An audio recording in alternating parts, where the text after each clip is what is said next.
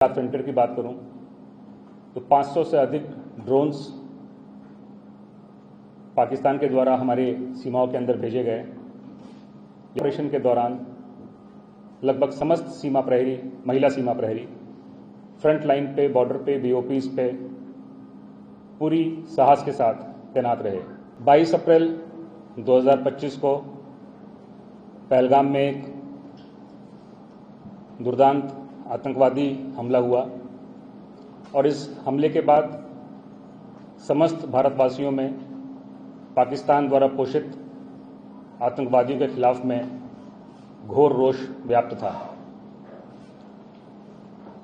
हमले के तत्काल बाद हमारे देश ने स्पष्ट किया था कि इस घटना के लिए जिम्मेदार आतंकवादियों के खिलाफ न्यायपूर्ण कार्रवाई होगी।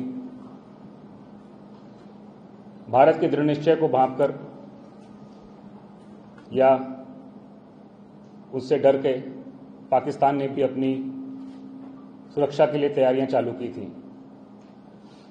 विभिन्न इंटेलिजेंसीज के माध्यम से जो जानकारियां प्राप्त हुई कि पाकिस्तान ने पूरी सीमा के अपनी तरफ जो तैनाती थी वो बढ़ा दी थी और नॉर्मल ट्रूप्स के अलावा जो उनके रेगुलर आर्मी थे उनको भी डिप्लॉय किया था। ये सारी चीज़ें जो हमारे बॉर्डर पे बीएसएफ के कार्मिक तैनात थे उनके द्वारा भी देखा गया और विभिन्न माध्यमों से ये सूचना प्राप्त हुई कि न सिर्फ मैन पावर को बढ़ाया गया पाकिस्तान के द्वारा, बल्कि जो उनके हैवी आर्टिलरी, टैंक्स, इनका मूवमेंट भी फॉरवर्ड एरिया में हुआ। इन सबको देखते हुए चाहे वो बीएसएफ हो, इंडियन आर्मी, एयरफोर्स, नेवी, सभी के द्वारा तैयारियां पूरी की गई। वरिष्ठ अधिकारियों के द्वारा यहां पर आकर के पूरे एरिया को देखा गया। हमारे एरिया की अगर हम बात करें तो डीजीबीएसएफ द्वारा गुजरात में जो हमारा जो वर्स्ट सबसे जो कठिन टेरेन का इलाका है वहाँ पे जाकर के जो भी हम कदम उठा रहे थे उनकी समीक्षा किया गया।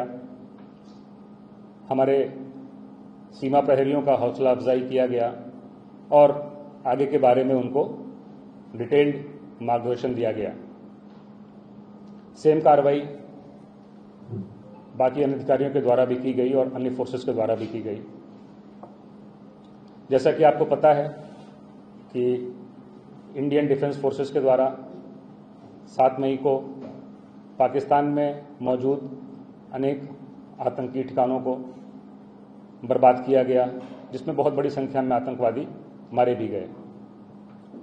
लेकिन भारत की कार्रवाई से स्पष्ट था कि इंडियन फोर्सेस ने किसी भी सैन्य ठिकाने अथवा सिविलियंस को टारगेट नहीं किया, बल्कि सिर्फ आतंकी ठिकानों को टारगेट किया गया था।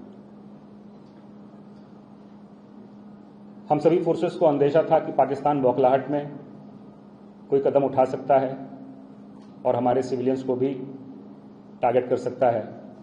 तो सभी फोर्सेस ने उसके लिए तैयारियां किया, डिस्ट्रिक्ट एडमिनिस्ट्रेशन, स्टेट के साथ कोऑर्डिनेट करके और विशेषकर जो आम जनता थी उनके साथ में कोऑर्डिनेट करके। 8 मई के बाद